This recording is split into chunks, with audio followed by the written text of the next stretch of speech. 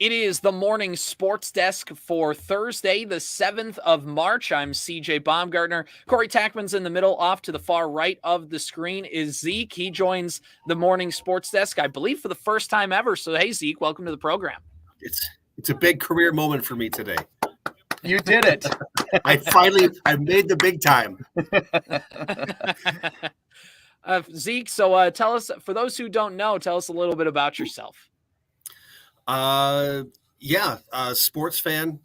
Covered a lot of different things over my career. Had the opportunity to go down to the state hockey tournament for the first time ever last night. I mean, I've covered the Ryder Cup. I've covered the Super Bowl. I've covered Hall of Fame induction weekend in Cooperstown, but I'd never been to the high school hockey tournament at the X before. Left at the chance to get some tickets before brackets even released. I bought tickets to last night, Wednesday night's Class A quarterfinals session 2, because I saw that Class 2A. I saw online somewhere that it sold out in like 2 minutes once tickets made available for the quarterfinals. But that's the big schools, and Warroads and Hermantowns. They represented yesterday, but not like having your school in the X's backyard. So a lot of people looking for tickets. I posted I was there last night and had like 5 DMs immediately ask if I had tickets to the quarterfinals for Class 2A today. I'm like, no, sorry. I just session 2 tonight is all I had. So do you have to message John Buccigross if you wanted tickets to those games? Oh yeah. Lou Nanny is like the next guy up the list. If you want you have to know people to get into the X today. Exactly. And Zeke, what was it like just walking into that tournament and getting to kind of feel the vibes? What games did you see? What was the entire experience like? Yeah, I was there for session 2. So it was Hermantown and Alexandria and Matamidi and Orono. And you walk in there, and I've been to tournaments at the X before, state wrestling, state volleyball, but state hockey just feels different. And it wasn't as jam-packed maybe as what state volleyball or state wrestling would be for a quarterfinal matchup, but you could feel the energy in that building. The student sections were well represented. Hermantown, the top seed, took on Alexandria, and they're yelling back and forth, and the pep bands are there, and it's just an unreal experience. Even though you kind of knew coming into the game what to expect with that one, with Hermantown, the number 1 overall seed, and you can get into the politics of high school hockey. As 16 of Hermantown's 24 games this year were played against Class 2A schools, even though they're a Class 1A school themselves. And it's enrollment says they're a Class A school, talent says they're a Class 2A school, and the Cards played them tough. I mean, they threw everything they had in that first period. I think 12 shots on net for Alexandria. Brady Metcalf played out of his mind in net. I think he stopped 19 of the first 20 shots he saw before the wheels kind of fell off, and Hermantown took advantage of some Cardinal miscues late in the second period and in the third period as well. But even so, I mean, high school hockey state tournament at the X is phenomenal. Then you have the game after that, Matamidi Orono tied 1-1 heading into the third period. Orono takes a 2-1 lead on the defending state champions, and then the Zephyrs score twice in about 90 seconds, add 2 more empty netters to put the finishing touches on that one to advance to the semifinals tomorrow. So just overall some really good hockey games, some great plays, and just recognizing these kids who've worked so hard all year to get to this point of the season. State hockey is an unbelievable thing. Obviously, Minnesotans, we know it. We know the big deal that it is. But I still can't get over how this weekend at the XL Energy Center, there's probably a dozen future pros, and that doesn't happen in any other sport. I had state basketball a few years ago. I got to see Minnehaha, and they had Jalen Suggs, and they had Chet Holmgren, who everyone knew were going to be future pros some days. But the future pros in hockey, they exist even at the smaller level. Hermantown's a big Class A school, but it's not even close to the biggest town in the state. They've got pros on their team. It's stunning and such a cool. No wonder it's so cool when you get down there. Yeah, you look at Warroad last year. I mean, I'm a Section 8A guy. Warroad, East Grand Forks, Detroit Lakes, Thief River Falls, kind of the cream of the crop there. And you've got Jason Shagabe from Warroad, drafted by the Tampa Bay Lightning, the reigning Mr. Minnesota Hockey. You got the goaltender Hampton the Hammer Selinski, who's playing with the Fargo Forest right now. We saw him in Fargo taking on the Sioux Falls Stampede over the weekend. He was drafted by the LA Kings. And then you just go back into the history of of Class A guys. And I'm trying to pull up right now Minnesota hockey finalists. I know there's one from Warroad. I think there's one other Class A guy, and the rest are like pretty much from Minnetonka. I think Minnetonka had 3 Mr. Minnesota hockey finalists, and you see up on the scoreboard of where these guys are going to college, and a couple of them are staying in state. I know one guy's going to Wisconsin, one guy's going to Denver, but for the most part staying here. And with all the buzz about Class 2A hockey, I mentioned sold out in 2 minutes, some very, very, very good Class A hockey as well. That's where I kind of put my focus. Should mention too, Shagabay's got some area local connections. I know he's got family in the Verndale area. Yeah, that's exactly right. So it's pretty cool to be able to have something like that. I wanted to ask because, of course, the old saying about state hockey is the outstate hates the in-state, the metro schools. The metro schools hate the private schools, and everybody hates Edina. Is it palpable when you're at? Does it feel that way when the Edina green shows up? Does everybody boo and hiss like I just hope that they do? So I told my 8-year-old son that Edina plays today. We went over the brackets this morning. He went with me last night. He's skipping school today. He's actually behind me in the studio here. Nice. And I told him who's playing today, and I mentioned that Edina plays Elk River Zimmerman. He's like, oh, Edina? Those guys are so fat because all they do is eat cake.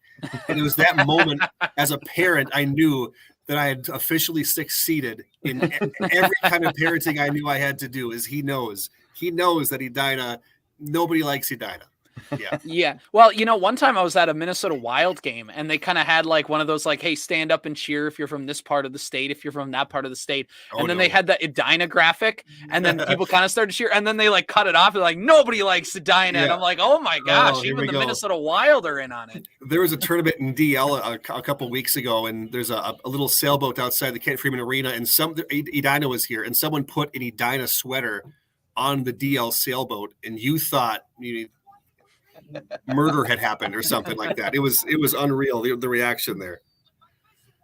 Awesome stuff. What do you say? Should we Zeke probably has seen a little Perham girls hoops. Maybe we should recap that game last night, CJ, and get Zeke's thoughts on those Yellow Jackets teams too. Yeah, no, let's go for it. I mean, last night at Concordia College, my first time actually going into that gym, and it's definitely an old gym, but man, it's a great venue for stuff like that. They, it's not a brand new building, but they really do the most with what they have. The court is really cool. They have the Jumbotron, the scoreboards are there. I mean, I really thought it was a good venue. It gets loud pretty quick. It's definitely a good vibe. So it was really fun. You get to sit right on the court, just on the opposite side of the scorers table. So you get a really great view. I know there's a couple live stream broadcasts that had to go way up in the rafters to do their call. And, sucks to be them because I had one of the best seats in the house. It was really fun. And there was a good matchup between Perham and Barnesville. Barnesville, the only team to beat Perham in the Heart of Lakes, and outside of Minnehaha, the only team to beat Perham all season. So I talked to both coaches, and the vibe from both of them was kind of consistent of like, in the first matchup, Barnesville shot 60% from the field, scored 80 points. The second matchup, Perham just didn't play a great game. And I think some scheduling things I can't remember who they played right after, but I think that also had something to do with it. But overall, both teams knew that this was going to be one. And I talked to Coach Super of Perham before the game. He said, we really don't, because I asked him, does it mean anything to try and beat these guys on your way to the state tournament? He said, they're just the team that's in front of us right now. He's like, our goal is to try and get back to the state tournament.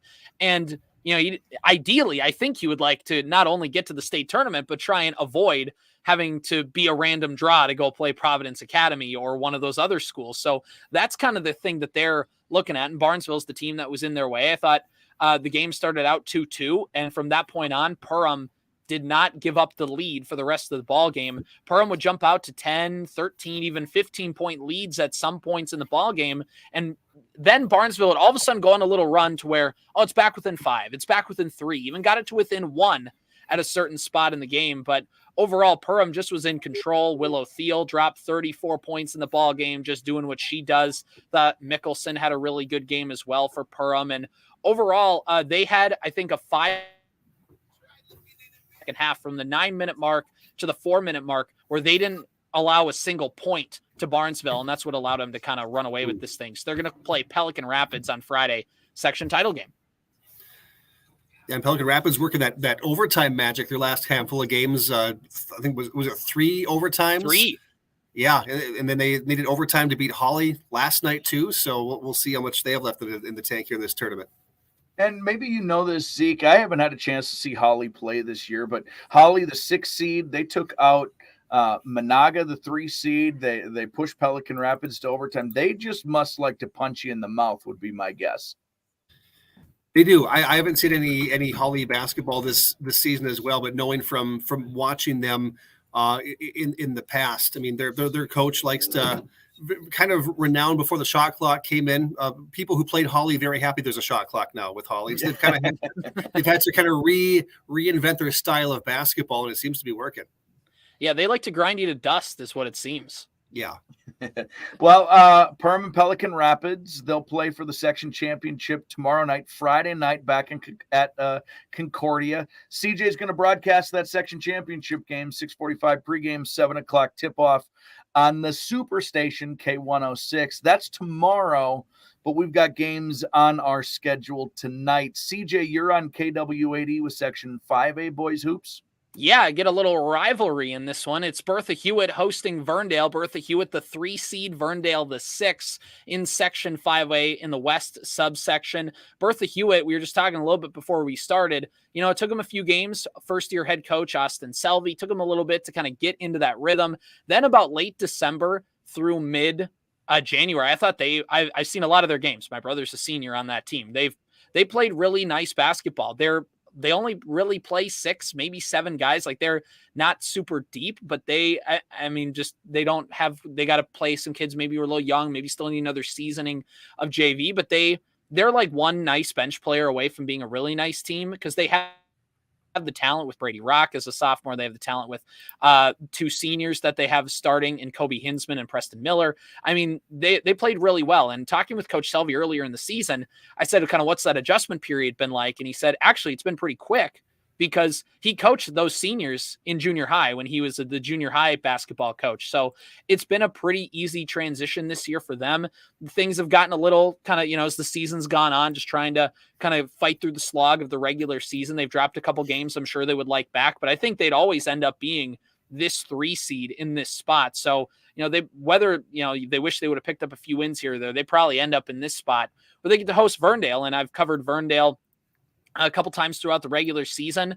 They're not where they'd like to be, obviously, record-wise, but with Coach Johnson, that they're going to be a team that's going to play hard. They're going to be sound. They're going to do the little things right. And I was saying off air, it's a 6-3, and maybe you don't think it's going to be that close. And I think it's got the potential to be a little bit of a close game just because I think Verndale, they've hung around with teams like Wadena, Deer Creek. They've hung around with some of those teams in the first half of games. And if you can make it a game at halftime and kind of see what happens in the second half, I think that's Verndale's recipe for success as well. It's going to be a good one. Going to be at the Bertha Hewitt High School gym tonight, 6:45 pregame, 7 o'clock tip-off, 101.7 FM, AM 920, KWAD. Also online at wadenaradio.com/KWAD. I always like these matchups. I love small schools, Zeke, because on one night, they're on the same side of the bleachers rooting for each other.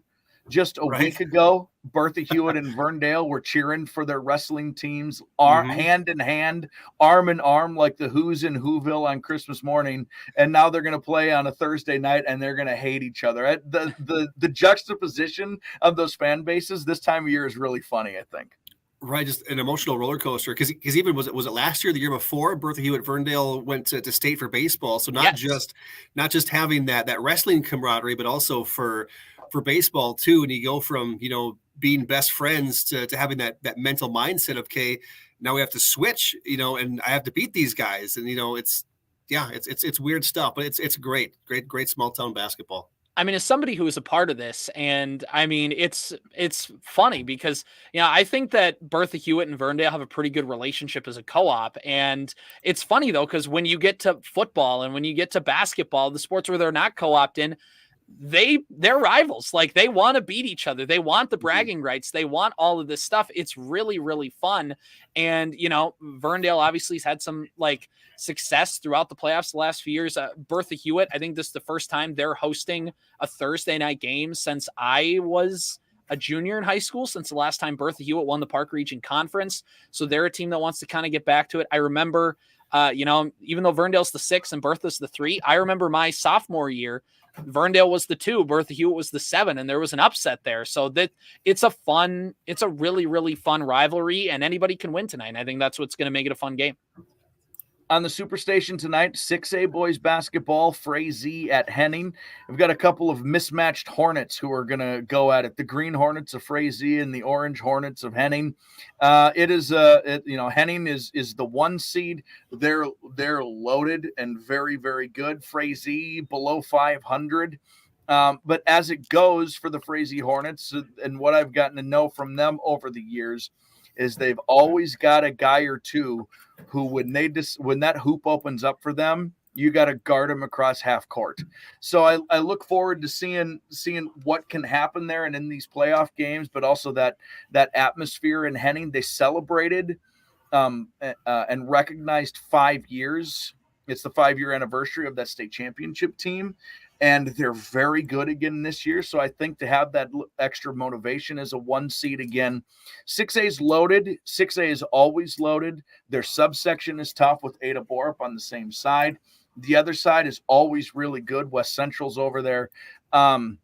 If you come out of Section 6A, other teams in the state need to be wary of you come state tournament time. Henning's got as good a chance as I think they've had to come out of that section. I don't know, man. I just love it. I just love going into these gyms now this time of year, because people are maniacs about their playoff basketball, and I too would be. So it's really fun. That's a 6:45 pregame, 7:00 tip. Superstation tonight, WadenaRadio.com. Superstation app, the routine. Yeah, exactly. And it's going to be a fun night. I know Henning, obviously, like you talked about the 5-year anniversary there, that like all basketball reunion where they welcomed everybody back. I mean, it's just fun. They love them some basketball in there right now. And why wouldn't they? Both their boys and girls programs have been really, really solid over the last 5 to 10 years. So it's been really, really fun to watch for that. Should be a good one tonight. Here's the last thing that I think we'll talk about on the sports desk today, Corey, is we've talked about good basketball.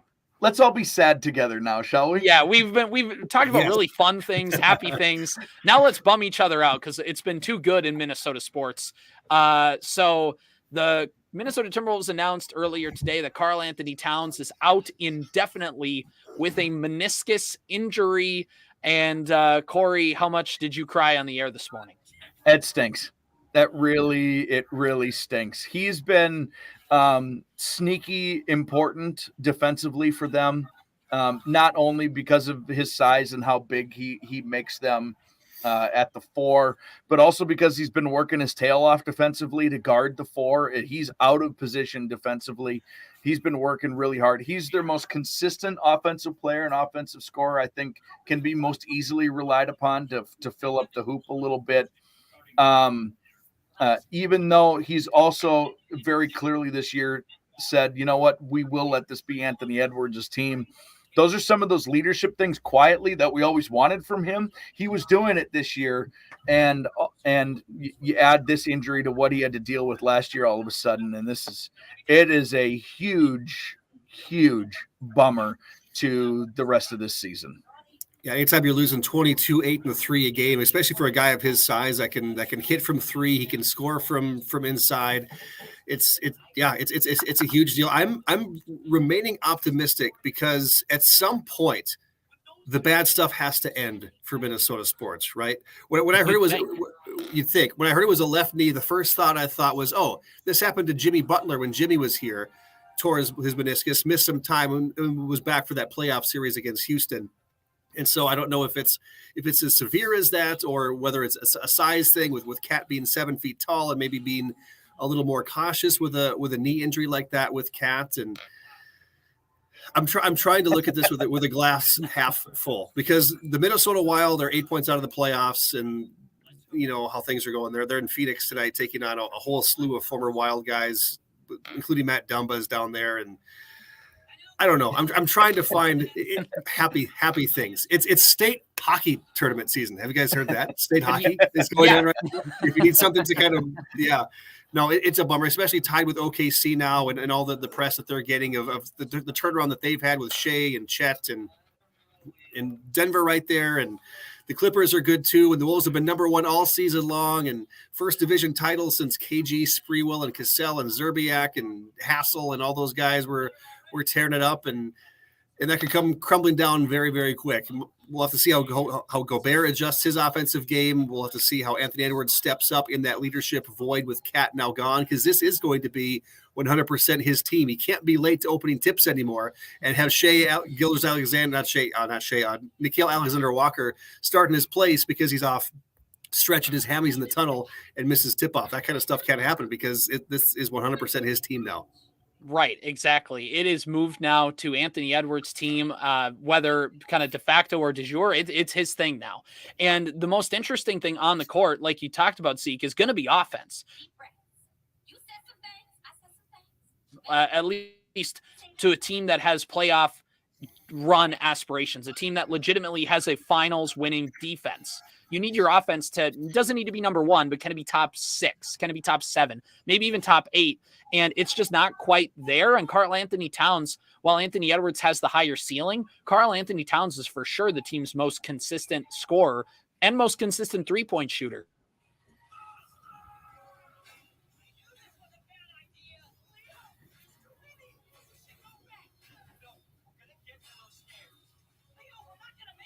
Kind of demeaning towards Naz, but Naz Reid is fun when you can lean into a Naz Reid game when it naturally happens. Now we kind of have to force Naz Reid to happen all the time, or we have to force Jaden McDaniels to happen all the time. We have to force, Ant to be able to happen all the time, every single night. And that'll be the thing, is how does this team adjust? I know that they picked up TJ Warren, who's like a sharpshooter kind of bench guy on a 10-day contract, but that's just basically can he just shoot threes? And he's going to be, I don't know how much he'll be relied upon. Does the team dip into their bench with Luka Garza if they still want to stay big? Do they go small? This really has some big implications. Luckily, there's still a month left in the regular season to figure some things out. Hopefully, the Wolves will have a good matchup. They can at least get past their first round opponent, and then maybe Karl-Anthony Towns can be back for the second one. That's the big thing, is it could be a 4 to 8 week injury, or it could be a 4 to 8 month injury, and we just don't quite know right now. I'm excited to see Naz and what he can do. Weirdly, they don't lose a ton of size, right? If you just plug Naz in, you're probably a little worse for wear defensively, especially having to have him chase around in that 4 spot. But offensively, he should be able to pick up a lot of that pace. Where you're going to struggle then is the depth off the bench, because like Luka Garza can score, but he really is not good defensively. And you can go small, but then you lose the advantage you've had all season long about your size, right? You can have Nickeil Alexander-Walker on the floor and Jaden McDaniels and Ant and Conley or whoever. Like, you're still going to have guys who are interchangeable on the outside. They're just not as big. So, yeah, I guess the positive is that it happened now, and they've got 8 weeks to sort it out. I think go ahead. No, go ahead, Zeke. I think the interesting factor of this kind of the missing piece could be Luka Garza, because everyone sees the potential there. He dominates at the G League in Iowa when he's down there, and he's an all-star for them. And then he comes up and the Wolves just don't utilize him because there hasn't been that spot, because you've got potential all-star in Cat. You got a multi-time defensive player of the year in Rudy Gobert. You got fan favorite Naz Reid, who comes in and takes over games. And so Luka, there's kind of been this free Luka mentality of if he leaves, he could potentially start or be the first guy off the bench in a rotation for any other NBA team. And he's just kind of buried on the bench here. So it is kind of that next man up thing, where maybe this is where we see the emergence of a former Big Ten player of the year in Luka. Right, exactly. And that's the thing, is people are going to get their opportunities. And that's the thing, who, if any, buddy, grabs that kind of spot, because it's open. There's some point scoring opportunities. There's some things that are up, and it'll be interesting to see, because they have a little bit of time here with the regular season. But it's all kind of up in the air at this point. One last thing, and I think we'll finish up the podcast on this. Zeke, Corey and I have been talking over the last few days now because NFL free agency starts Monday at 11, and teams are definitely not tampering and already kind of hammering out contract things because no, they would never do that. Who would do that? Exactly. Cheating in the NFL? What?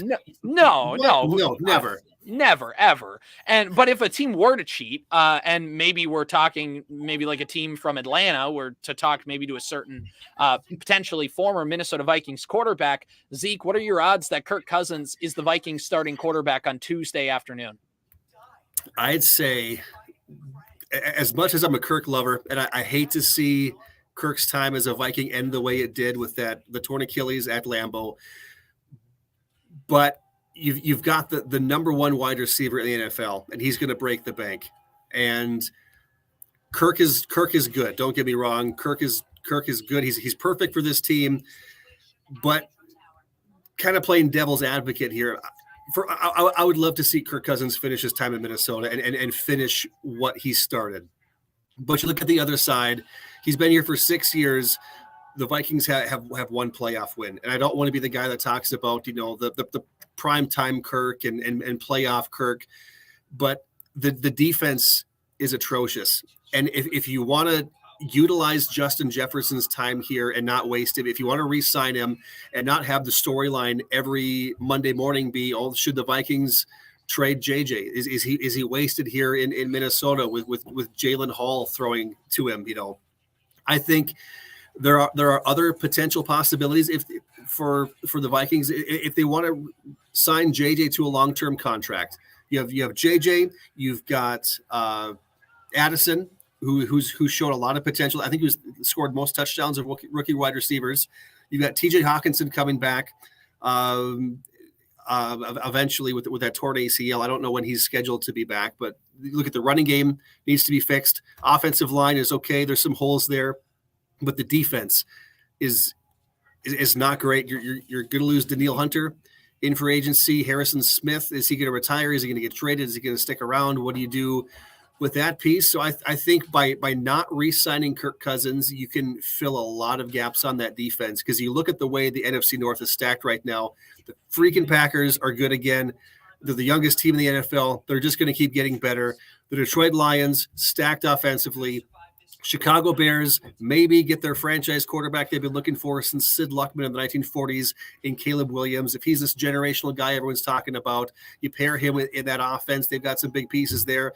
And if the Vikings have no defense and they're giving up 40, 50 points a game, you can have Kirk Cousins throwing to Carter and Moss and all these guys, and they're not going to be able to keep pace in this division. So as much as it hurts, I think you have to let Kirk walk to Atlanta, go for his championship there. His wife is from Atlanta, I think.